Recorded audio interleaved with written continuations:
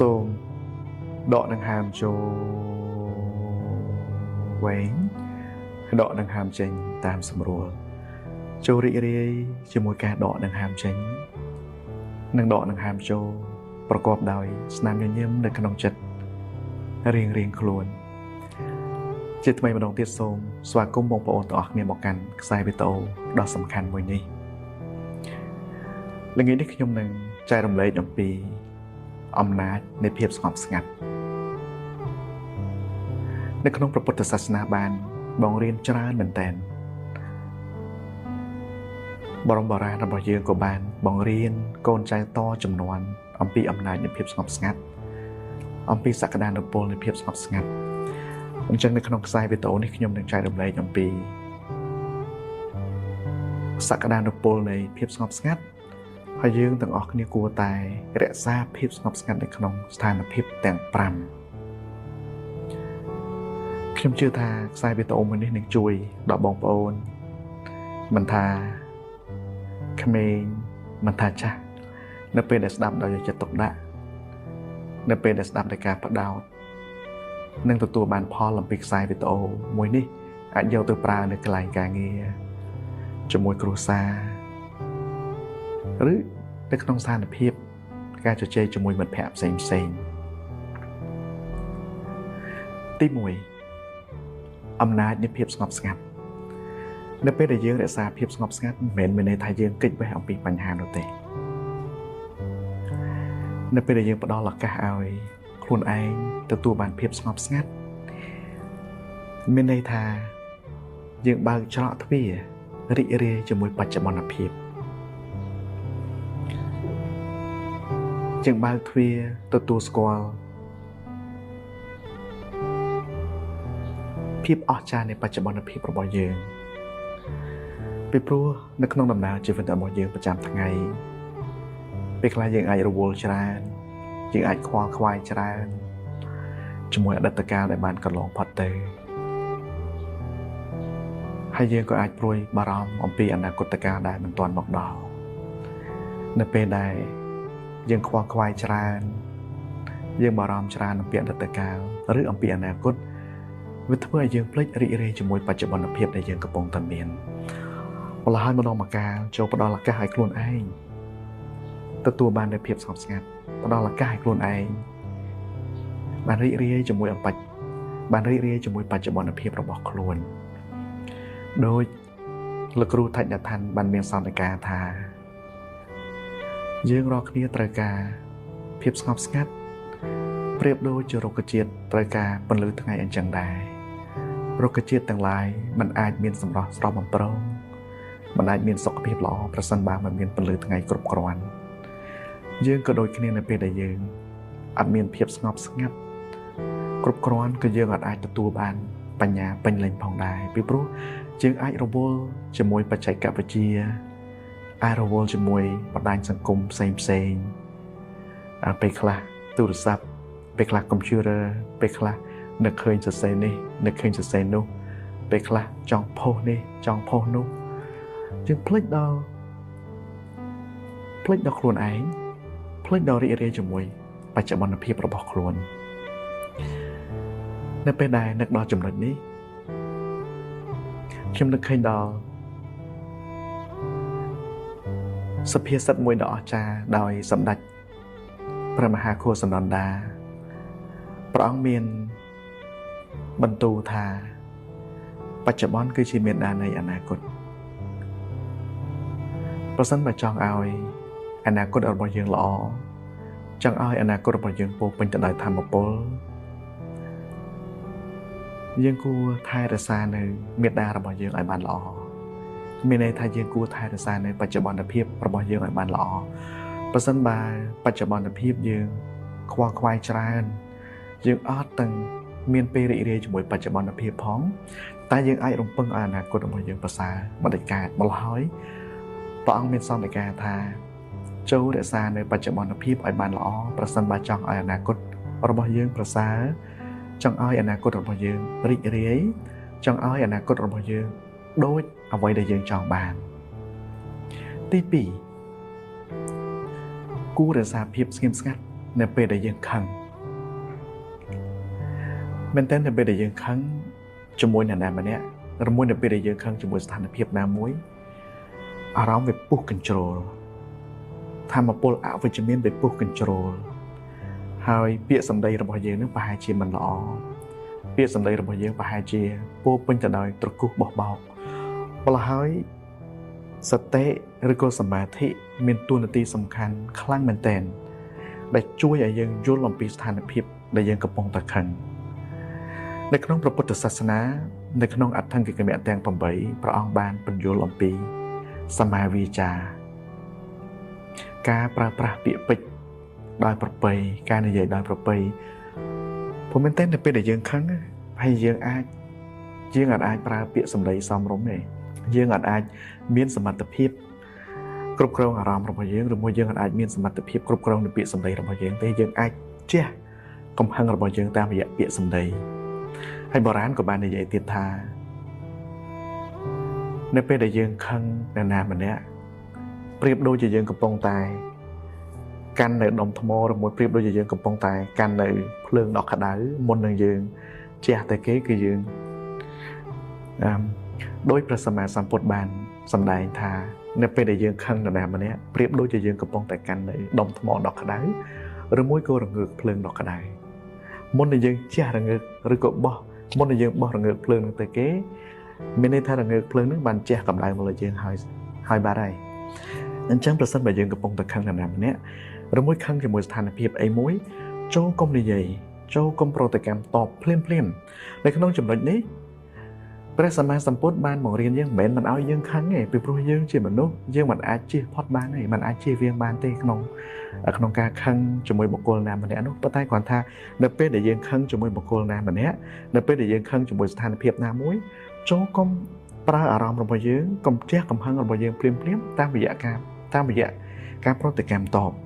ចឹងហើយនៅកន្លែងនេះសតិឬក៏សមាធិមានសមត្ថភាពអាចជួយយើងហើយសំណួរមួយចំនួនដែលយើងត្រូវសួរបែរជាយើងអាចសួរថាហេតុអីបានខ្ញុំត្រូវខឹងការខឹងរបស់ខ្ញុំនឹងបានផលអីមកពីការខឹងមានអីចំណេញ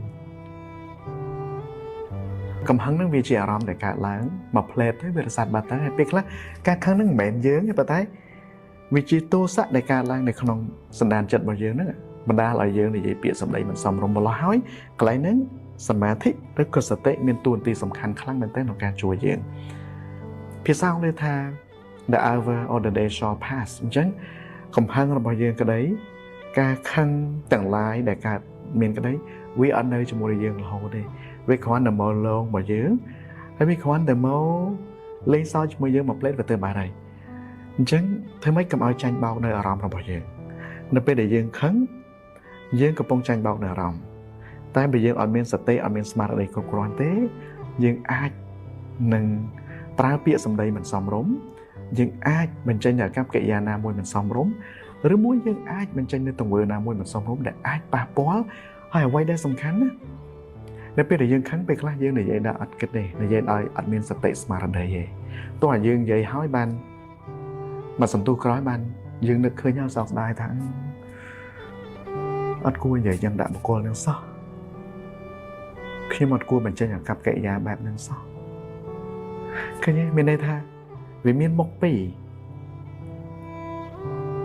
មកផ្លែតហ្នឹងបើយើងទប់អត់បានទេវាអាចធ្វើឲ្យយើងបាត់បង់នៅកេរ្តិ៍ឈ្មោះវាអាចធ្វើឲ្យយើងបាត់បង់នៅកិត្តិយសកេរ្តិ៍ឈ្មោះខំសាងយូរមែនតើហើយប្រសិនបើយើងទប់អត់បានមកផ្លែតហ្នឹងយើងអាចទាញទូរស័ព្ទមកផុសទៅលើ Facebook ឬមួយយើងអាចបញ្ចេញអាកប្បកិរិយាឬមួយយើងអាចប្រើពាក្យសម្ដីណាមួយមិនសមរម្យពីព្រោះពាក្យសម្ដីដែលនិយាយហើយអាចជួសបានទេបាទយើងនិយាយហើយយើងផុសហើយពេលខ្លះពិបាកជួសមកហើយបានកន្លែងហ្នឹងចង់ឲ្យរំលឹកម្ដងទៀតព្រះអង្គសម្ដែងអំពីសមាវាចាពាក្យសម្ដីយើងដែលនិយាយចេញទៅពិតទេពាក្យសម្ដីយើងដែលនិយាយចេញទៅជាការលើកទឹកចិត្តទេព្រោះពាក្យសម្ដីដែលយើងនិយាយចេញទៅហ្នឹងធ្វើឲ្យគេអន្តរាយដល់សារយើងឬពាក្យសម្ដីដែលយើងនិយាយចេញទៅហ្នឹងធ្វើឲ្យគេបាក់ទឹកចិត្តធ្វើឲ្យគេធ្វើអីអត់កើតដោយសារយើងណាជួនកាលយើងនិយាយយើងថាយើងនិយាយឯងកំហឹងរបស់យើងមកផ្លែតចេះទៅវាធ្វើឲ្យបុគ្គលម្នាក់ដេកឈឺចាប់ធ្វើឲ្យបុគ្គលម្នាក់ដេកយំមួយអាទិត្យក៏ថាបានដែរហើយខ្ញុំជឿថារឿងហ្នឹង បងប្អូនភាគច្រើនធ្លាប់ជួបប្រទេសសូម្បីតែខ្ញុំខ្លួនឯងក៏ធ្លាប់ជួបប្រទេសដែរនៅពេលដែលខ្ញុំចាប់ផ្ដើមមកជីបដំបូងចាប់ផ្ដើមការងារដំបូងខិតខំធ្វើការអស់ពីលទ្ធភាពពេញលេញហើយនៅពេលដែលថ្នាក់ដឹកនាំស្ដីឲ្យមកផ្លែហ្នឹងទប់អត់បានណាគឺខ្ញុំពិបាកទប់នៅក្នុងអារម្មណ៍ខ្លាំងមែនទែនមកដល់ផ្ទះហើយញ៉ាំបាយអត់ការហើយគេងអត់ស្រួលដេកហូរទឹកភ្នែកគិតថាម៉េចបានគេធ្វើអញ្ចឹងដាក់ខ្ញុំមិនបានគេនិយាយយ៉ាងដាក់ខ្ញុំអត់គួរសោះខ្ញុំខំប្រឹងខ្លាំងមែនទែនអញ្ចឹងចូលកលេចមកវិញថាបើយើងអត់ចង់ឲ្យគេធ្វើអញ្ចឹងដាក់យើងតោះយើងកុំធ្វើអញ្ចឹងដាក់គេដែរអញ្ចឹងអានឹងគឺជាច្បាប់ធម្មជាតិម្ល៉េះហើយចំណុចទី2នេះបញ្ជាក់ម្ដងទៀតថាចូលរក្សាភាពស្ងៀមស្ងាត់នៅពេលដែលយើងកំពុងខឹងកុំចលាចលកុំតបតភ្លាមណាមេរៀនដ៏សំខាន់មួយរបស់បុរាណហើយយើងធ្វើហ្នឹងគឺឲ្យយើងរាប់ពី1ដល់10ហើយនៅក្នុងក្បួនរបស់ព្រះពុទ្ធសាសនាតាមរយៈនៃសមាធិហ្នឹងគឺឲ្យយើងរាប់ដង្ហើម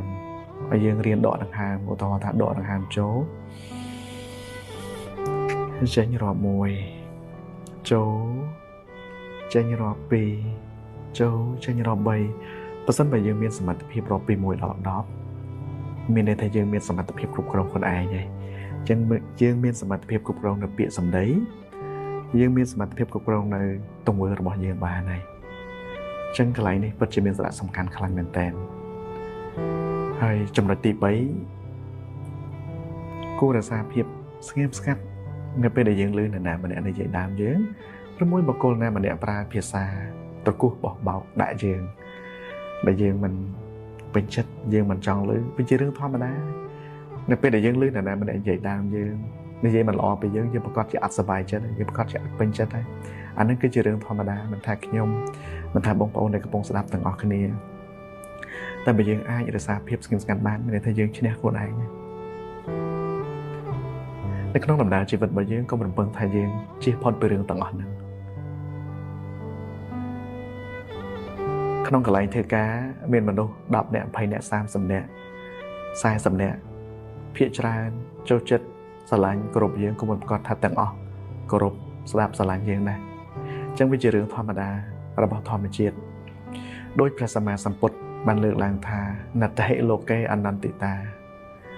នៅលើโลกនេះអត់មានបុគ្គលណាម្នាក់ជៀសផុតពីការរិះគន់អត់មានបុគ្គលណាម្នាក់ជៀសផុតពីការនិយាយដើមទេតែអ្វីដែលសំខាន់យើងត្រូវចេះនៅពេលដែលគេនិយាយដើមយើងនៅពេលដែលយើងឮគេនិយាយដើមយើងចូលបើកចិត្តស្ដាប់វិញថាអ្វីដែលគេនិយាយហ្នឹងត្រឹមត្រូវទេអញ្ចឹងទេបើគេនិយាយមកអញ្ចឹងបើគេនិយាយមកត្រឹមត្រូវយើងគួរបើកចិត្តទៅលើរៀនសូត្រឲ្យកែប្រែទៅបើគេនិយាយហ្នឹងមិនដូចអ្វីបើគេនិយាយហ្នឹងវាខុសពីយើងខុសពីអ្វីដែលជាសកម្មភាពរបស់យើងបើគិតថាមកពីគេអត់ស្គាល់យើងមកពីគេអត់យល់ពីយើងបានគេនិយាយពាក្យសម្ដីទាំងអស់ហ្នឹងហើយពាក្យសម្ដីនេះពិតជាមានសារៈសំខាន់ណាស់អង់គ្លេសថា power of the word បុរាណបានលើកឡើងថាអណ្ដាតជាអាចកន្លងបានសក់ទុកផងព្រោះអណ្ដាតអញ្ចឹងនៅក្នុងចំណុចហ្នឹងនៅក្នុងកន្លែងហ្នឹងមិនថាយើងមិនថាគេពេលខ្លះម្ដងម្កាលយើងអាចភ្លេចខ្លួន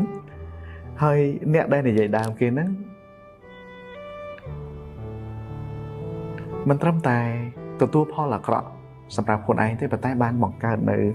ផលអាក្រក់បានបង្កើតនៅផលអវិជ្ជមានទៅដល់មនុស្សដែលខ្លួនកំពុងនិយាយដើមផងអញ្ចឹងនៅក្នុងចំណុចហ្នឹងនៅពេលដែលយើងមានសមត្ថភាពរក្សាភាពស្ងៀមស្ងាត់មានន័យថាយើងផ្ដល់ឱកាសឲ្យខ្លួនឯងស្វែងយល់ពីខ្លួនឯងមានន័យថាយើងផ្ដល់ឱកាសឲ្យខ្លួនឯងបង្កើននូវមេត្តាចិត្តចំពោះអ្នកដែលកំពុងតែនិយាយដើមយើងមានន័យថាយើងផ្ដល់ឱកាសឲ្យខ្លួនឯងស្វែងយល់ពីបុគ្គលដែលកំពុងនិយាយដើមយើងផងដែរបើសិនបើយើងខឹងត្រគោះបបោងទៅឆ្លើយតបភ្លាមយើងអត់បានអីមកវិញទេហើយយើងអត់ចាំបាច់ទៅព្យាយាមបញ្យល់ប្រាប់គេថាខ្ញុំអត់ចឹងទេមិនបានតែឯងដើរនិយាយដើមខ្ញុំជាធម្មជាតិយើងអត់មានសមត្ថភាពទៅហាមឃាត់ការគិតរបស់គេយើងអត់មានសមត្ថភាពទៅហាមឃាត់ពាក្យសម្ដីរបស់គេទេតែអ្វីដែលសំខាន់ផុតនោះយើងមានសមត្ថភាពគ្រប់គ្រងយើងមានសមត្ថភាពចាក់សោផ្ទះរបស់យើងដែរមិនអនុញ្ញាតឲ្យចោលចូលបាន យើងមានសមត្ថភាពបិទទ្វារផ្ទះរបស់យើងមិនអាចឲ្យគេចូលយករបស់យើងបានអញ្ចឹងកន្លែងនេះវាប្រៀបដូច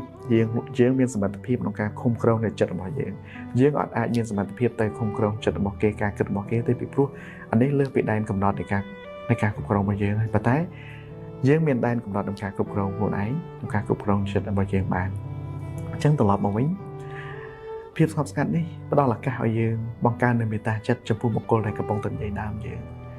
ភាពស្ងប់ស្ងាត់នេះផ្ដល់ឱកាសឲ្យយើងស្វែងយល់ពីបុគ្គលកំពុងតែនិយាយដើមយើងក៏គិតថាគួរអាណិតដែរដែលគាត់អត់យល់ខ្ញុំគួរអាណិតដែរដែលគាត់បានធ្វើនៅទង្វើបែបនេះបើសិនបើវាមិនមែនជាការពិតទេថ្ងៃណាមួយគាត់នឹងអាចជួបប្រទះបញ្ហាដោយសារតែមាត់របស់គាត់ព្រោះបើអត់ប្រយ័ត្នទេមាត់របស់យើងនឹងអាចបង្កនៅបញ្ហាអាច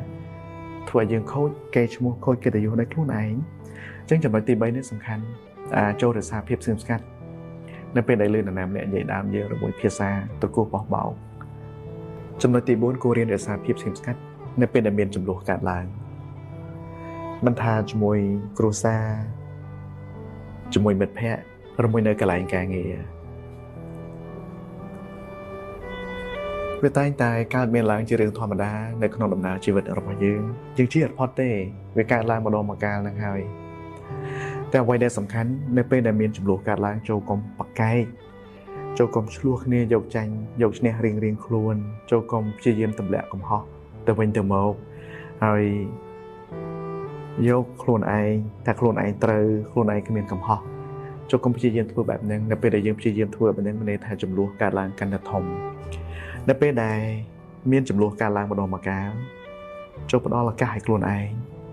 ស្វែងយល់អំពីបញ្ហាហើយរៀនស្ដាប់គ្នាដោយមេត្តាចិត្តរៀនស្ដាប់គ្នាដោយក្តីសន្តោស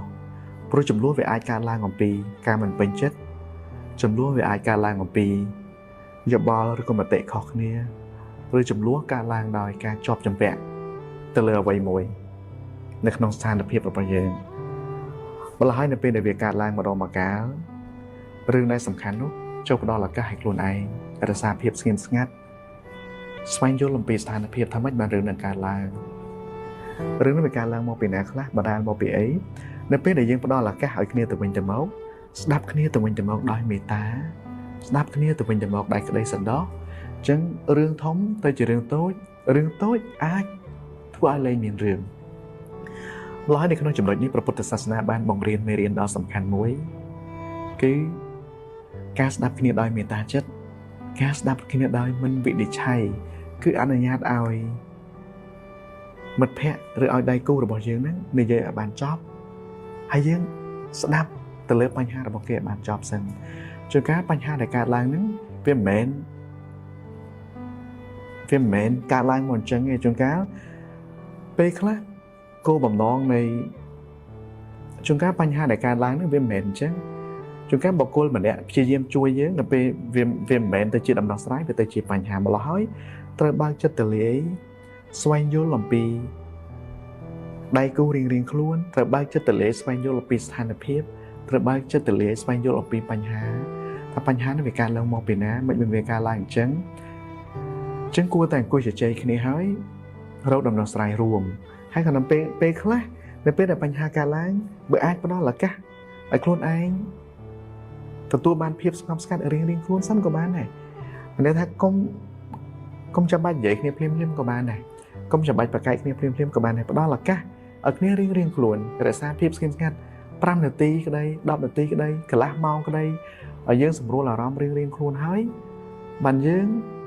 មកជួបគ្នាជជែកគ្នាវិញក៏បានខ្ញុំនៅក្នុងស្ថានភាពជាក់ស្ដែងខ្ញុំមានមិត្តភ័ក្តិរបស់ខ្ញុំម្នាក់ជា CEO ពេលមួយគាត់មានបញ្ហាពី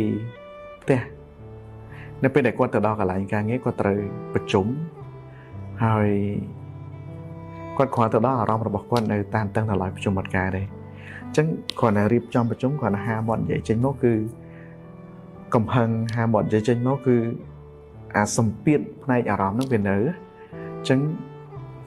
គាត់គិតថាបើសិនបើគាត់នៅបន្តយ៉ាងទៀតប្រហែលជាអាចដឹកនាំការប្រជុំបានល្អប្រសើរទេអញ្ចឹងគាត់សុំ space 15នាទីទៅសម្រួលអារម្មណ៍ខ្លួនឯងគាត់អាចទៅជក់បរិយឬមួយទៅសម្រួលអារម្មណ៍តាមរយៈដង្ហើមចេញចូល ដល់5នាទីក្រោយមកគាត់ក៏រៀបចំការប្រជុំម្ដងទៀតអញ្ចឹងការប្រជុំរបស់គាត់មានដំណើរការល្អអញ្ចឹងត្រឡប់មកវិញមានន័យថាប្រសិនបើមានចំនួនកើតឡើងម្ដងមកកាលចូលរៀនរក្សាភាពស្ងប់ស្ងាត់ជាមួយស្ថានភាពដែលកំពុងកើតឡើងហ្នឹង5នាទីក្តី10នាទីក្តីវាអាស្រ័យទៅតាមពេលវេលាអាស្រ័យទៅតាមស្ថានភាពនិងទីកន្លែងរៀងៗខ្លួននៅពេលដែលយើងរក្សាភាពស្ងៀមស្ងាត់រក្សាភាពស្ងប់ស្ងាត់បានមានន័យថាយើងមានសមត្ថភាពគ្រប់គ្រងទៅលើបញ្ហាដែលកំពុងកើតឡើងដល់ពេលដែលយើងខឹងដល់ពេលដែលយើងចលាចលយើងអត់មានបញ្ញាគ្រប់គ្រាន់ក្នុងការគ្រប់គ្រងបញ្ហាដែលកំពុងកើតឡើងនោះទេព្រោះហើយបញ្ញាអាចកើតឡើងបាននៅពេលដែលយើងរក្សាភាពស្ងៀមស្ងាត់ចំណុចចុងក្រោយទី5នៅពេលដែលមិត្តភ័ក្តិរបស់យើងមានបញ្ហានៅពេលដែលគេទេមករោគជំនួយឬមួយគេនិយាយប្រាប់អំពីបញ្ហាមួយកើតឡើងចូលកុំប្រតិកម្ម